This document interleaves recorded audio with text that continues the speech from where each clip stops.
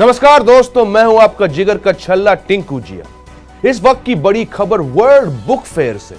खबर है कि वर्ल्ड बुक फेयर में इस साल किताबों से ज्यादा छोले भटूरे बिक गए हैं। जानकारी के मुताबिक बुक फेयर में अभी तक कुल 5 करोड़ रुपए की किताबें बिकी हैं, जबकि इस दौरान वहां आए लोग 50 करोड़ रुपए के छोले भटूरे खा गए। छोले भटूरे के प्रति जनता की इस दीवानगी को देखते हुए आयोजक समिति ने बुक फेयर का नाम बदलकर छोला भटूरा फेयर रखने का फैसला किया है। अधिक बातचीत के लिए सीधा चलेंगे हमारे संवाददाता रिंकू जिया के पास, जो वैसे तो बुक फेयर कवर करने गए हैं, लेकिन खुद उन्होंने आज तक गुप्त रोग के विज्ञापनों के अलावा कुछ नहीं पढ़ा। रिंकू, क्या है ये बसुड़ी? रिंकू, फेयर का नाम बदलने के अलावा भी यहां कुछ और बदलाव हो रहे हैं। आयोजकों का कहना है कि बाहर छोले भटूरे के ठेले पर बहुत ज्यादा भीड़ होती है और हॉल के अंदर वाले किताबों के काउंटर एकदम खाली रहती हैं। इसलिए समिति ने फैसला किया कि अगले साल से छोले भटूरे वाले अंदर हॉल में अपना ठेला लगाएंगे और किताब वाले बाहर पटरी पर किताबें बेचेंगे। वाह, बहुत बढ़िया।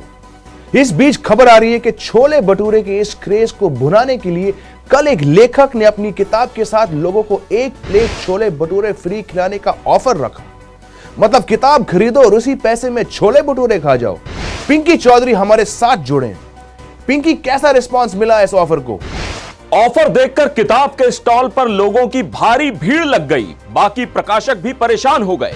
लेखक और प्रकाशक दोनों को लगा कि उनका आइडिया हिट हो गया, मगर यह देखकर लेखक को दिल का दौरा पड़ गया कि वहां आए सारे लोग छोले भटूरे तो खा गए, मगर किताब वहीं छोड़ गए। अगर किसी किसान के खिलाफ कोई लफ्ज मेरे मुंह से निकल गया हो, वो आदमी जब मर्जी मेरे से माफी मांग सकता है। मैं यहीं पे हूं, अभी एक आदमी हूं। देखिए, एक आदमी ने मेरी किताब मांगी तो मैं काफी खुश हो गया। मुझे लगा कि शायद वो मेरी किताब पढ़ना चाहता है, मगर बाद में पता चला कि भटूरा खाने के बाद उसे हाथ साफ करने के लिए टिश्यू पेपर नहीं मिल रहा था, इसलिए वो मेरी किताब से पन्ने फाड़कर उसे अपने हाथ साफ करना चाहता था।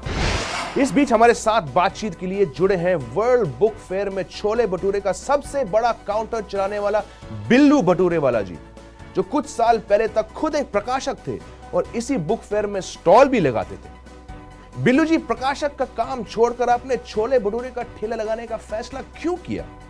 जी, क्या बताऊं, मैं दिवालिया हो गया था। अच्छा, किस तरह की किताबें छापते थे आप?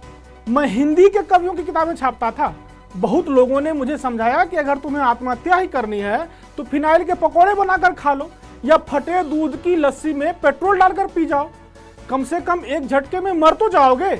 मगर मेरे मन में साहित्य की सेवा का भूत सवार था। तो क्या फर्क देख रहे हैं आप अब? फर्क ही फर्क है। जब मैं प्रकाशक था तो 100 रुपये की किताब पर 30% डिस्काउंट दे देता था। उस पर खरीदने वाला 20 रुपये और डिस्काउंट मांगता था। पैसे देने की बारी आती थी तो उसके पास 50 रुपये भी खुले नहीं होते थे, मगर मैं उसे जाने नहीं देता था। लड़के को फोन करके उससे घर से खुले पैसे मंगवा लेता था। खुद तो 1000 का नोट लेकर खुला करवाने निकल जाता था। और अब क्या फर्क आया? अब तो लोग लाइन लगाकर खड़े होते हैं और मैं पहले ही धमकी दे देता हूं कि 150 रुपये खुले हों तो ही लाइन में लगना। कोई आधी कड़छी खड़े छोले भी एक्स्ट्रा मांगता है तो मैं उसके भी पैसे ले लेता हूं। प्याज की जगह उन्हें मूली देता हूं और कोई चूं तक नहीं करता। बहुत बढ़िया। आपको बता दूं कि जल्द ही मैं इस टॉपिक पर एक टेड टॉक देने लॉस एंजलिस भी जा रहा हूं।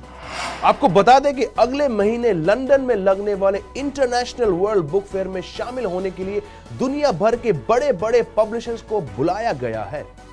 वहीं ऑर्गेनाइजर्स ने भारतीय स्टॉल की जगह पर किसी पब्लिशर को ना बुलाकर बिल्लू भटूरे वाले जी को वहां छोले भटूरे का काउंटर लगाने का न्योता दिया है। ऑर्गेनाइजर्स का मानना है कि अगर फेयर में कोई भारतीय आया भी तो वो छोले भटूरे खाने ही आएगा, इसलिए किताबों की जगह छोले भटूरे देकर उसे निराशा नहीं होगी।